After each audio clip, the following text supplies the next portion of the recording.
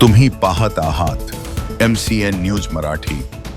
बालविकास प्रकल्प जळगाव जामोद आणि आरोग्यवर्धिनी केंद्र यांच्या संयुक्त विद्यमाने सुनगाव येथील अंगणवाडी केंद्रात स्तनदा माता सप्ताहानिमित्त विशेष मार्गदर्शन कार्यक्रम घेण्यात आला।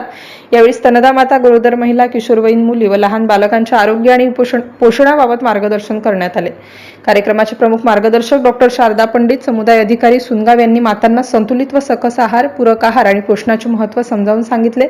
मातेच्या आहाराचा तिच्या तसेच बाळाच्या आरोग्यावर होणारा परिणाम स्पष्ट करत त्यांनी नियमित पौष्टिक आहार घेण्याचे आवाहन केले। जामोद बीट क्रमांक 1 च्या पर्यवेक्षिका रेखा वानखडे यांनी बाळाच्या जन्मानंतर पहिल्या 6 महिन्यात केवळ आईचे दूध देण्याचे महत्त्व सांगितले। 6 महिन्यानंतर स्तनपानासोबतच वयानुसार योग्य पूरक आहार देण्याबाबतही त्यांनी मार्गदर्शन केलं।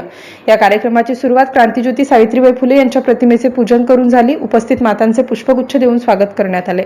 सूत्रसंचालन अंगणवाडी सेविका चंदा चिंचोळकर यांनी तर प्रास्ताविक गीता दामधर यांनी केले। या कार्यक्रमाला अंगणवाडी सेविका, मदतनीस, आशा सेविका तसेच गावातील स्तनदा माता, गरोदर महिला, किशोरवयीन मुली आणि बालकांची उत्स्फूर्त उपस्थिती होती। कार्यक्रमानंतर उपस्थित मातांना पोषक आहाराचे वाटप करण्यात आले। या उपक्रमामुळे मातांमध्ये पोषण, स्तनपान, स्वच्छता आणि बालकांच्या आरोग्याबाबत जागरूकता निर्माण झाली। सुदृढ माता आणि निरोगी बालक हीच सक्षम समाजाची पायाभरणी असा संदेश या कार्यक्रमातून देण्यात आला।